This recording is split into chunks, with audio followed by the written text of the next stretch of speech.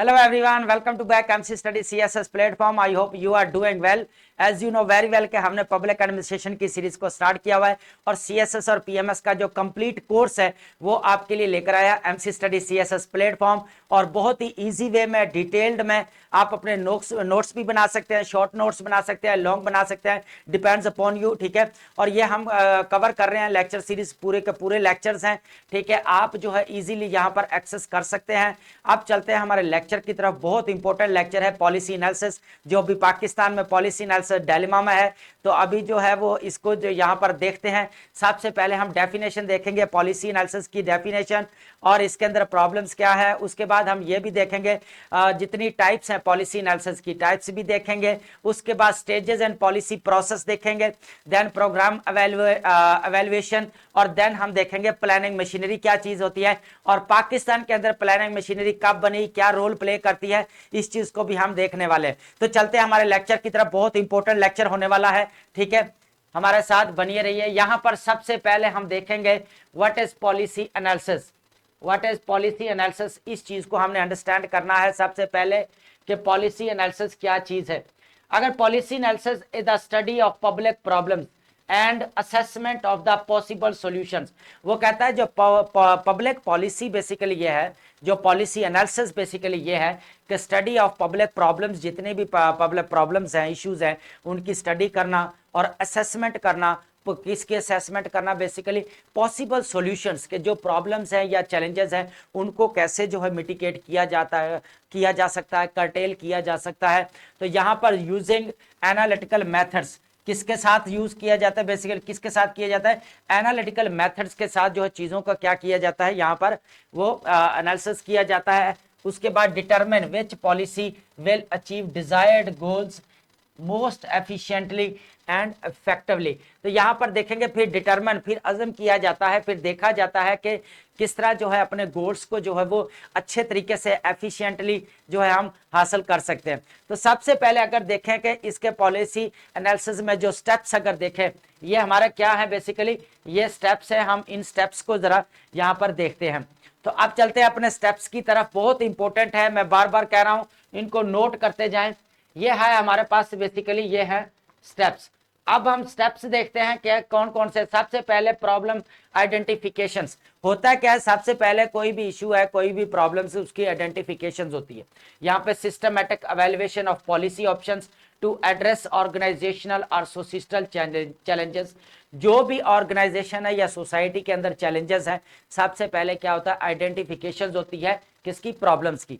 Second number पर अगर देखा जाए तो ऑल्टरनेटिव असेसमेंट होती है। ऑल्टरनेटिव क्या होती है, दूसरी तरह जो असेसमेंट होती है, comprehensive analysis of potential solution. इस तरह क्या होता है कि जो एनालिसिस किया जाता है, जो पोटेंशियल सोल्यूशंस है, पोटेंशियल वो सोल्यूशन जो है लिए जाए ताकि चैलेंजेस है या इश्यूज है उनको जो है वो कर्टेल किया जा सकते हैं। Weighing costs and benefits and feasibility.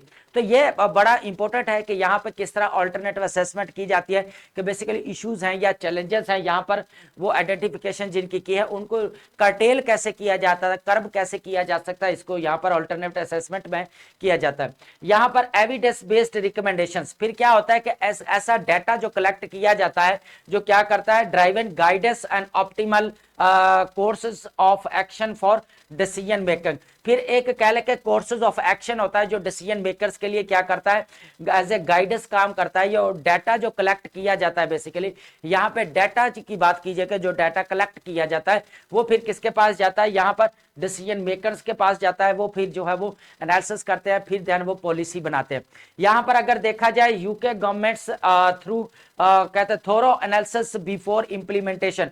क्या करते हैं कि जब यूके पॉलिसीज बनाता है तो उससे सबसे पहले वो क्या करते हैं, यहाँ पर सबसे पहले एनालिसिस से क्या करते हैं वो, सॉरी इंप्लीमेंटेशन करने से पहले क्या करते हैं, एनालिसिस करते हैं। उसके बाद नेट जीरो कार्बन पॉलिसीज, जो कार्बन पॉलिसीज की बात की जा रही है, and demonstrate how rigorous policy analysis informs complex strategic decision, के किस तरह जो है वो कह लें कि आपका पॉलिसी एनालिसिस जो है वो किस तरह जो है वो इन्फॉर्म करते हैं कॉम्प्लेक्स जितने भी आपके कह लें कि स्ट्रेटेजिक डिसीजंस को। तो ये बहुत इंपॉर्टेंट है कि पॉलिसी एनालिसिस में रहते हुए स्टेप्स की पढ़ना बहुत इंपॉर्टेंट है। ठीक है, हमारे जितना भी पॉलिसी एनालिसिस है उसको बेसिकली बहुत सारे इश्यूज चैलेंजेस का जो है वो सामना है पाकिस्तान के, तो उनको भी देखना चाहिए। यहाँ पर अगर हम बात करें टाइप्स ऑफ पॉलिसी एनालिसिस क्या कौन कौन सी हैं, यहाँ पर इस चीज को देखते हैं।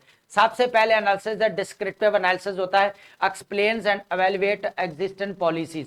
जो पॉलिसी जो मौजूदा पॉलिसी होती है उनको एवेलुएट किया जाता है, एक्सप्लेन किया जाता है, उनको देखा जाता है कि क्या जो है वो बेटर सोल्यूशन निकल के आता है। प्रिस्क्रिप्टिव एनालिसिस होता है suggest new and improved policy options. क्या होता है? सजेस्ट न्यू जो है वो एंड इम्प्रूव्ड पॉलिसी ऑप्शन जो है वो किए जाता है। न्यू सजेशंस यहाँ पर दी जाती हैं। यहाँ पर हम कह सकते हैं इम्प्रूव पॉलिसी ऑप्शन, जो पॉलिसी ऑप्शन है उनको मजीद रेट्रोस्पेक्टिव अगर यहाँ पर देखा जाए examine the impact of the past policies. यहाँ पे अगर देखा जाए सबसे पहले देखा जाए कि पास्ट पॉलिसीज का जो है वो क्या इम्पैक्ट पड़ा है, इस चीज को यहाँ पर देखा गया है। उसके बाद है प्रोस्पेक्टिव अगर देखा जाए predicts futures consequences of proposed policies. तो प्रिडिक्ट किया जाता है फ्यूचर कॉन्सिक्वेंसेज के लिए ऑफ प्रपोज्ड पॉलिसीज जो प्रपोज्ड की जाती हैं, तो उनके कॉन्सिक्वेंसेज भी देखे जाते हैं। तो ये हमारे पास है बेसिकली 4 टाइप्स है इसकी पॉलिसी एनालिसिस की। अब हम चलते हैं, बहुत ही इंपॉर्टेंट है हमारे पास स्टेजेस इन पॉलिसी प्रोसेस। सबसे पहले हम देखेंगे कभी भी कोई गवर्नमेंट है या एजेंसी है, सबसे पहले वो क्या करती है? एजेंडा सेटिंग करती है। ठीक है, the agenda setting process may be viewed as a confluence of 3 streams of event. सबसे पहले पॉलिसी रिकॉग्निशन होती है, पॉलिसी जनरेट की जाती है, उसके बाद पॉलिटिकल एक्शन होता है। तो यहाँ पर अगर देखें तो गवर्नमेंट जो सबसे पहले क्या होती है पॉलिसी एजेंडा सेटिंग करते हुए हम ये भी कह सकते हैं कि पॉलिसी रिकॉग्निशन होती है, उसके बाद जो है पॉलिसी जनरेट होती है, उसके बाद क्या होता है पॉलिटिकल एक्शन होता है उसके अंदर। सेकंड नंबर पर अगर इसका देखा जाए तो policy formulation of public policy involves and development of formal policy statements, legislation होती है, एग्जीक्यूटिव ऑर्डर्स होते हैं, एडमिनिस्ट्रेटिव रूल्स होते हैं and that are the viewed as a legitimate. तो ये बहुत ज्यादा इंपॉर्टेंट है। उसके बाद अगर पॉलिसी लेजिटिमेशन की बात की जाए तो क्राफ्ट एंड फर्लॉन्ग ने डिफाइन किया two decisions are justifying policy actions. ठीक है, होता है क्या है कि जो भी लेजिटिमेशन होती है गिविंग लीगल जो है एक फोर्स होती है, क्या करती है? Decisions and justifying policy action. तो वो क्या करती है? एक लीगल फोर्स होती है जो जस्टिफाई करती है कि ये ठीक है या नहीं, पॉलिसी एक्शन जितने भी है। उसके बाद होती है बात पॉलिसी इंप्लीमेंटेशन की, यहाँ पर बात की गई है। थर्ड नंबर पर है फोर्थ नंबर पे policy implementation. Members of the public non profit organization play important roles in building policy agenda, shaping legislative policy, but they are also involved in policy making as a part of the implementation process। तो ये जो भी member जो policy बनाते हैं वो फिर क्या करते हैं? पॉलिसी जितने भी गवर्नमेंट के हैं वो पॉलिसीज बनाते हैं। फिर वो अगर देखा जाए ब्यूरोक्रेसी को, पब्लिक एडमिनिस्ट्रेशन को, वो अपना पॉलिसी मेकिंग में भी थोड़ा रोल प्ले करते हैं। आजकल बैक पे वही होते हैं, सपोर्ट करते हैं, और अगर वो इम्प्लीमेंटेशन में वही आगे होते हैं। तो policy evaluation and change, policy को जो है जब भी इंप्लीमेंट किया जा रहा था उसको बार बार एवेल्युएट किया जाता है, जो ऑब्जेक्टिव्स होते हैं, जो गोल्स बनाए जाते हैं, ताकि उनको जो है इजीली जो है वो देखा जा सके। यहाँ पर जो है फिर आगे चलते हैं हम, इंपॉर्टेंट जो सिलेबस का टॉपिक है वो हमारे पास फिर आ जाता है पॉलिसी इंप्लीमेंटेशन। क्या होता है पॉलिसी इंप्लीमेंटेशन में? जो सबसे पहले अगर देखें रिक्वायरमेंट्स क्या क्या है, सबसे पहले क्रॉस डिपार्टमेंटल कोऑर्डिनेशन। जो डिपार्टमेंट है, जो आपके पॉलिटिकल इंस्टीट्यूशंस है, ये उसके बाद पब्लिक एडमिनिस्ट्रेशन है, उनका जो आपस में कोऑर्डिनेशन होना बहुत ज्यादा जरूरी है। क्लियर कम्युनिकेशन चैनल्स होना चाहिए, जैसे ब्यूरोक्रेसी है तो वो क्या करती है पब्लिक और गवर्नमेंट के जो है वो एज ए कह लेकर कम्युनिकेशन और कोऑर्डिनेशन काम करती है।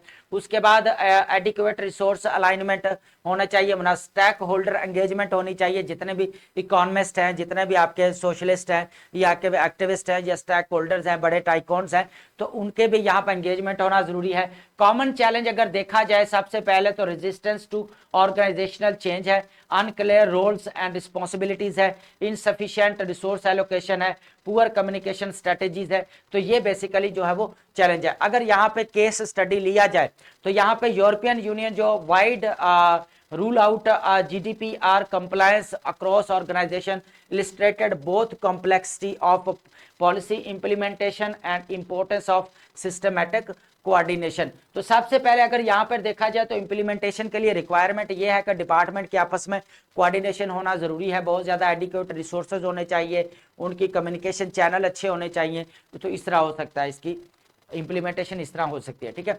अब हम बात करते हैं यहाँ पे प्रोग्राम अवेल्युएशन, जो हमारे टॉपिक है। यहाँ पे प्रोग्राम अवेल्युएशन क्या चीज है? Measuring impact and effectiveness. सबसे पहले देखा जाता है ऑब्जेक्टिव असेसमेंट के अंदर क्या होता है, evaluate whether program meet stated objective and deliver measures value to stakeholders। सबसे पहले देखा जाता है प्रोग्राम जितने भी उनको evaluate किया जाता है, क्या ये जो इतने भी ऑब्जेक्टिव्स बनाए गए हैं क्या उनको मीट कर पाते हैं, ठीक है, क्या जो पूरे किए जा सकते हैं, डिलीवर किए जाता है, मेजरेबल वैल्यूज जो स्टेक होल्डर्स को जो है वो दी जा सकती है। तो ये चीज है ऑब्जेक्टिव असेसमेंट। कॉम्प्रिहेंसिव मेथोडोलॉजी जो है वो यूज की जाती है, कंबाइंड्स क्वांटिटेटिव एंड उसके बाद collection performance metric analysis and qualitative stakeholders feedback. तो सबसे पहले इनको फिर कंबाइन क्या किया जाता है, क्वांटिटेटिव है आपका, कलेक्शन है, परफॉर्मेंस मैट्रिक जो एनालिसिस है आपका, क्वालिटेटिव जितने स्टैक होल्डर्स उनका फीडबैक है उनको क्या किया जाता है, कंबाइन करके जो प्रोग्राम को क्या किया जाता है, एवेलुएट किया जाता है। कंटिन्यूअस कह लें कि जो इंप्रूवमेंट हुई है, तो यहाँ पर आप देख सकते हैं कि यूएनओ एवेल्युएशन ऑफ कोविड-19 response programs demonstrate how systematic assessment impress the future crisis management and capabilities. तो यहाँ पर जो यूएनओ ने एवेल्युएशन की है यहाँ पे प्रोग्राम्स की, तो किस तरह उन्होंने सिस्टमैटिक जो है वो असेसमेंट की है, तो उससे हुआ क्या है कि जो फ्यूचर क्राइसिस मैनेजमेंट जो है उसकी जो कैपेबिलिटीज को बढ़ाया गया है, जितना भी क्राइसिस है उनको खत्म किया गया है। यहाँ पे अगर एवेल्युएशन की बात की जाए तो यहाँ पर 5 स्टेप्स हैं आपके एवेल्युएशन के। अगर फर्स्ट स्टेप देखा जाए, 5 स्टेप्स स्ट्रेटेजीज हैं एवेल्युएशन के प्रोग्राम के। फर्स्ट है जी डिफाइंड सक्सेस मैट्रिक्स। सबसे पहले क्या किया जाता है, एस्टेब्लिश क्लियर ऑब्जेक्टिव जो है वो किए जाते हैं। फिर मेजर्स जो मेजर्स लिए जाते हैं, इकदाम जो लिए जाते हैं, indicators aligned with the strategic goals. जितने भी क्लियर सबसे पहले क्या किया जाता है, एस्टैब्लिश क्लियर ऑब्जेक्टिव्स बनाए जाते हैं। फिर क्या किया जाता है, मेजर्स जो लिए जाते हैं क्या फिर उनको अलाइन किया जाता है स्ट्रेटेजिक गोल के साथ, क्या किया जाता है, अलाइन किया जाता है कि ये पूरे हो सकते हैं या नहीं हो सकते। डाटा कलेक्शन, फिर सिस्टमैटिकली जो है relevant quantitative qualitative performance data जो है वो मल्टीपल रिसोर्सेज से डाटा कलेक्ट किया जाता है। थर्ड नंबर पे है generate insights, analyze performance data to identify trends gaps. फिर क्या किया जाता है, डाटा को क्या किया जाता है, फिर क्या किया जाता है, परफॉर्मेंस उसकी जो है एनालाइज की जाती है, डाटा को एनालाइज किया जाता है कि किस तरह ट्रेंड गैप और अपॉर्चुनिटीज फॉर स्ट्रेटेजिक इंप्रूवमेंट के लिए जरूरी है। यहां पर फिर नेक्स्ट जो अगर हम देखें यहाँ पर 4th नंबर पर है टेक एक्शन। फिर क्या होता है, इंप्लीमेंट करेक्टिव मेजर्स। फिर जो पॉलिसी तो होगी सारा जो प्रोग्राम्स एवेल्युएशन, उसके बाद हम इसका टाक एक्शन जो टेक एक्शन पे बेसिकली क्या है, reinforcing action based on evaluation insights. Reviewing cadence, उसके बाद है जी हमारे पास establish ongoing evaluation cycles to maintain strategic agility and responsiveness. तो ये भी एक रिव्यू जो है वो बहुत ज्यादा जरूरी है कि प्रोग्राम्स के जितने ये एवेल्युएशन के जो 5 स्टेप्स हैं ये बहुत ज्यादा इंपॉर्टेंट है, और इनको बाद में कैसे इंप्लीमेंट किया जाता है वो भी हमने देखा। अगर यहां पर देखें, अब हम चलते हैं प्लानिंग मशीनरी क्या होती है, इस चीज को थोड़ा सा देखते हैं। देखिए प्लानिंग मशीनरी तो आपकी वो होती है जो स्टेट के अंदर प्लानिंग बोर्ड होता है या प्लानिंग कमीशन होता है या डेवलपमेंट बोर्ड को बोला जाता है, ठीक है, उसको बोला जाता है। यहाँ पे देखें जी planning machinery organisational structures and tool. Governance bodies देखा जाए, स्ट्रेटेजिक प्लानिंग कमेटीज, ठीक है। अगर सबसे पहले क्या होता है, यहाँ पर प्लानिंग कमेटीज होती हैं, प्लानिंग कमीशन होता है, डेवलपमेंट बोर्ड्स होते हैं, एग्जीक्यूटिव बोर्ड्स होते हैं, आपके स्टीयरिंग ग्रुप्स होते हैं, that provides oversight and direction. को जो क्या करते हैं, बोर्ड्स होते हैं या डिपार्टमेंट होते हैं या आपके कमेटीज होती हैं, वो क्या करती हैं, डायरेक्शंस देती हैं, ठीक है, मशीनरी प्लानिंग के। उसके बाद टेक्नोलॉजी अगर देखा जाए, platform digital tools include balanced score card systems, AI driven plannings applications for enhance analysis. Collaborative framework की बात की जाए, cross functions teams and communication structures that ensures leadership and commitment and organizational alignment. अगर यहाँ पर बात की जाए प्लानिंग कमीशन के, प्लानिंग कमीशन का मतलब यही होता है कि जितने प्लान डेवलपमेंट प्रोग्राम्स होते हैं उनको देखते हैं, सोशो इकोनॉमिक जितने भी आपके कह लें कि पॉलिसीज बनती हैं वो कौन बनाता है, प्लानिंग मशीनरी काम करती है। तो यहाँ पे अगर सबसे पहले अगर थोड़ा सा ओवरव्यू ले जाए पाकिस्तान का, यहाँ पे केस ऑफ पाकिस्तान में अगर हम देखते हैं अपने, तो सबसे पहले जो आपका डेवलपमेंट जो बोर्ड बना था, डेवलपमेंट बोर्ड, वो आपका बना था जो आपका कह लें कि 1948 के अंदर जो है वो आपका डेवलपमेंट बोर्ड बना। फिर इसको जो है वो आगे मजीद किया गया तो डेवलप कह लें एडवाइजरी बोर्ड कहा गया, प्लानिंग एडवाइजरी बोर्ड। ये जो आपका प्लानिंग एडवाइजरी बोर्ड है ये आपका 1953 के अंदर बनाया गया। फिर इसी को जो है आस्ता आस्ता किसमें कन्वर्ट कर दिया गया, 1958 के अंदर देखा जाए तो इसको प्लानिंग जो है वो कमीशन के अंदर जो है इसको कन्वर्ट कर दिया, प्लानिंग कमीशन के अंदर जो है इसको कन्वर्ट कर दिया गया। उसके बाद जब ज़िया का दौर आया, ज़िया का दौर आया तो इसको फिर क्या नाम दिया गया, प्लानिंग डेवलपमेंट जो है इसके अंदर जो है वो कर दिया गया, प्लानिंग एंड डेवलपमेंट जो है वो बना दिया गया। अब डिवीजन भी कह सकते हैं, डिवीजन बना दी गई, ठीक है। उसके बाद अभी तक जो है यही काम करे। तो ये फंक्शन क्या क्या रोल प्ले करती है, सबसे पहले जो नेशनल प्लान जो है ये बनाती है सोशो इकोनॉमिक डेवलपमेंट के लिए। उसके बाद जितना भी है कुछ भी एडजस्टमेंट जो रिकमेंड करती है प्लान्स के, किस तरह जो है वो गवर्नमेंट को हेल्प आउट करती है कि कौन से मेजर्स लेने चाहिए, कैसे प्लान्स बनाना चाहिए, फ्यूचरिस्टिक प्लान कैसे होना चाहिए, स्ट्रेटेजिक प्लान्स कैसे होने चाहिए। तो ये सारा रोल प्ले जो है वो प्लानिंग मशीनरी करती है आपकी कंट्रीज